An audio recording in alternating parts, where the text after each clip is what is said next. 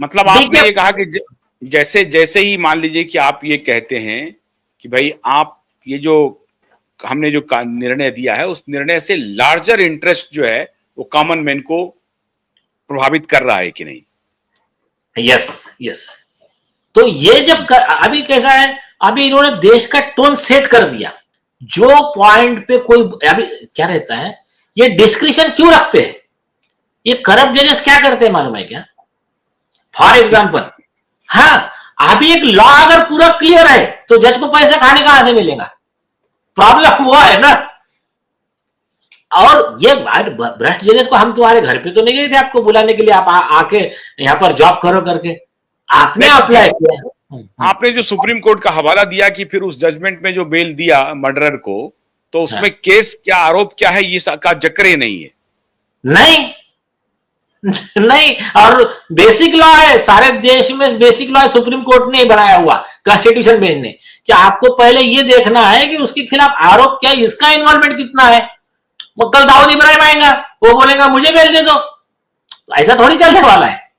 तो इस तरह का जजमेंट लिखने वाले को एक तो स्पष्ट है कि वो पैसा ले लिया है, खा गया है, कुछ ना कुछ जरूर हो गया है। दूसरी बात, इस तरह का जो जजमेंट लिख रहे हैं तो वायलेशन ऑफ लॉ है ना, उनके खिलाफ तो मुकदमा बनता है। तो आईपीसी 218 में भी बनता है, 219 में भी बनता है, 166 में भी बनता है। बीएनएस की भी प्रोविजन है ना उसमें। और सुनिए, अभी कभी कभी क्या होता है, कुछ करप्ट जज क्या करते हैं, जुडिशियरी जो उनको शपथ देकर वहां बैठाया गया है to uphold the law and constitution, आपको कानून का पालन करना है, संविधान का पालन करना है, और you are the protector of fundamental rights of the citizen. आप सिटीजन के फंडामेंटल राइट की लिस्ट इतनी बड़ी है, राइट टू जस्टिस भी फंडामेंटल राइट है ना। तो अभी सतीश सालन के फंडामेंटल राइट की प्रोटेक्शन करने की जिम्मेदारी सारे जजेस की है। अब हाँ, अब अगर सपोज एक आधा जज उनके फंडामेंटल राइट का प्रोटेक्शन नहीं करता है और उस मशीनरी को सैलरी सरकार की ले रहा है, हेल्प बाकी उसको कर रहा है, तो अगर कभी एक केस में किसी जज ने मिसयूज कर दिया पावर आरोपी को बचाने के लिए, मैं आपको लेटेस्ट केस लॉ बताता हूं, अभी अपने ब्लॉग पे भी आया है। वो केस में क्या हुआ कि एक पब्लिक सर्वेंट है, वो क्या करते हैं, सब सारा करप्शन वगैरह करके अपना फायदा, अपने फैमिली मेंबर का फायदा सब करने के लिए, और करप्शन करे 409 फिर मिसएप्रोप्रिएशन पब्लिक फंड का सेक्शन लगा, उसमें उम्र कैद की सजा है। अब वो 409 आईपीसी सेक्शन से उसको बचाने के लिए जज ने किया सेटलमेंट। अब उसमें बोली लगती है, फिर जैसा मामला, जैसा पार्टी, जैसा वकील, जैसा जज, वो हिसाब से पैसे खाए जा रहे। तो उसमें क्या हो गया, अभी हाईकोर्ट ने बहुत कड़ा रुख लिया, तो इन्होंने क्या किया, फिर अभी उसको बचाने का कैसा आरोपी अधिकारी को, तो फिर आपने जॉनी एलएलबी देखा है ना? हाँ, पार्ट 2। तो उसमें कैसा, वो अन्नू कपूर रहता है, उसके पास वो पुलिस ऑफिसर आरोपी पहुंच जाता है, तो बोलता है अच्छा, बोले फीका आपको मेरा अटर्नी बता देगा।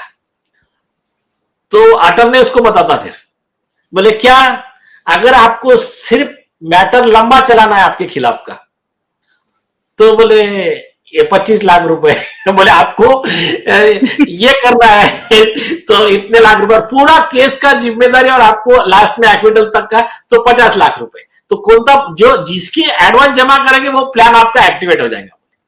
तो बोलता पुलिस ऑफिसर 50 लाख रुपए दे देता फी। तो सुनिए, तो यहां पर कैसा है, फिर इनकी बोली चलती होगी, ऐसे पकड़े भी गए हैं ना जजेस। आपका दिल्ली के हाईकोर्ट जज 13 दिन का पुलिस कस्टडी हुआ था, हाईकोर्ट जज समित मुखर्जी ऑर्डर पास करने के लिए वुमन एंड वाइन, क्या जापानी रशियन समोसा, जापानी रशियन लड़कियां लगती थी उनको और पैसा लगता था। तो जस्टिस मेडा साहब का अच्छा इंटरव्यू इस बात पे तो हो गया। तो फिर वो केस में क्या हुआ कि बोले एक काम करता हूं, सिर्फ बेल की क्या बात कर रहे हो, मैं आपको वो केस से ही बरी कर देता हूं शुरू में। बोले ठीक है। फिर क्या किया, 409 का जो सेक्शन है, बोले इसमें 409 लगता ही नहीं, 406 लगता है। अब 6 लगता है तो 6 में सजा कम 3 साल की, फिर बेल मिल जाती है आसानी से। तो हाईकोर्ट ने चोरी पकड़ लिया। हाईकोर्ट ने उसकी बेल तो कैंसिल किया आरोपी की, और ऑर्डर में लिखा या ऑर्डर की कॉपी चीफ जस्टिस के सामने रखी जाए, वो जज ने आरोपी को मदद करने के लिए सेक्शन कम लगाया है, उस पर कार्रवाई जरूरी है। एक दूसरा बताता हूं मैं आपको, जस्टिस पार्डीवाला साहब है, आगे चल के वो भी चीफ जस्टिस ऑफ इंडिया बनने वाले। उन्होंने आपके इलाहाबाद हाईकोर्ट के जज का पकड़ा, बोला ये लेवल है हाईकोर्ट जज की, इसको बेसिक लॉ समझता नहीं है। ऑर्डर में लिखा, और वहां के चीफ जस्टिस को ऑर्डर किया इसको कभी क्रिमिनल असाइनमेंट देना नहीं। ये इस तरह से ऑर्डर लिख रहा है, बहुत ही एकदम हिस्टोरिक और बोल्ड जजमेंट था। तो ये जो है ना, ये जज जितना अच्छा, अभी सुप्रीम कोर्ट के जस्टिस विक्रमनाथ साहब है, जस्टिस वराले साहब है, जस्टिस अपने ये है, अपने क्या नाम है तो दीपांकर दत्ता साहब है, इन्होंने 2-3 इतने बढ़िया जजमेंट ही है। इन्होंने कहा कि जो लॉ के खिलाफ जाके जज ऑर्डर देगा वो अपनी शपथ का भंग करेगा। बाद में दूसरा लिखा कि ये ना, ये डिसऑनेस्टी, यहाँ बॉम्बे हाईकोर्ट के जजेस पे स्ट्रिक्चर पास किया जस्टिस विक्रमनाथ जी ने, अभी लेटेस्ट में पिछले महीने में कहा कि ये डिसऑनेस्टी यहाँ नहीं चलने वाली। आपको कोई केस लॉ अगर दिया जाता है, सिर्फ 4 बातें लेने की, घुमा देने का, नहीं ये लागू नहीं पड़ता, ऐसा नहीं चलेगा, पूरा डिटेल लिखकर आप एक करो। तो ये ऐसा करके अच्छे जजेस जो है ना सुप्रीम कोर्ट के, हाई कोर्ट के टोन सेट कर रहे।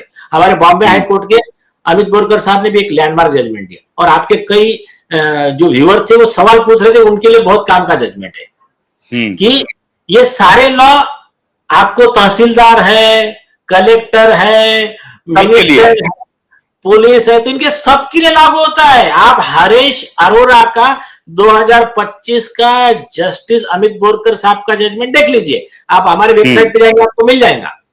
उसमें बहुत क्लियर किया, कानून के हिसाब से तुमको काम करना है हर अधिकारी को, और अगर नहीं करते हैं, केस लॉ के खिलाफ जाके काम करते हो आप, ये सब लोग लीगल मैलिस के आरोपी है, और इनके ऊपर डिपार्टमेंटल एक्शन मतलब सस्पेंशन डिसमिसल की कार्रवाई होना जरूरी है, और कार्रवाई करो और रिपोर्ट कोर्ट में लाके सबमिट करो। तो ये तो इसका मतलब ये हो गया नीलेश जी कि दिशा और सुशांत के केस में भी मामला एकदम स्पष्ट हो गया, और जस्टिस सूर्यकांत जी ने जो टोन सेट किया है वो सीधा उसी तरफ जा रहा है मामला। दूसरा, जो आपके मामले में जो आपके खिलाफ जो कंटेम्प्ट ऑफ कोर्ट चल रहा है, इसमें भी मेरे ख्याल से ये जो मेरे लर्नेड 5 जजों की बेंच है, वो निश्चित रूप से आज के शो को देखेंगे, और हम उम्मीद करते हैं कि उनको इस बात पर अमल करेंगे कि भाई ये ऐसा नहीं होता है, nobody is above the law, ये सेट है, और अगर केस लॉ है, कानून है, तो कानून के साथ ही आपको पालन करना है। ये नहीं होगा कि अगर किसी ने किसी के बारे में कोई विथ रिकॉर्ड, विथ सबूत पेश किया है, तो अननेसेसरी उनके खिलाफ डिफेमेशन का केस या कंटेम्प्ट ऑफ कोर्ट का केस चलाएंगे।